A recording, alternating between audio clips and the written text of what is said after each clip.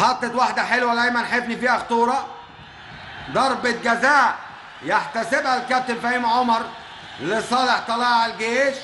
لسه بقول لحضراتكم أول ما استلم أيمن حفني في المنطقة دي أكيد فيها خطورة، أكيد فيها خطورة، وفعلا ضربة جزاء. يستلم، هنشوفها في الإعادة أكتر وأقرب، وأيضا هنشوفها في الاستاد النيل والاستوديو التحليلي مع الكابتن طاهر ابو زيد والكابتن علي ابو جريشه والكابتن محسن صالح والكابتن حسن الشاذلي. ادي ايمن حفني، ووبا جول جول جول بابا اركو، هوبا جول بابا اركو، والهدف الاول في هذا اللقاء في الدقيقة 33. بابا اركو في الدقيقة 33 يحرز أول أهداف هذا اللقاء.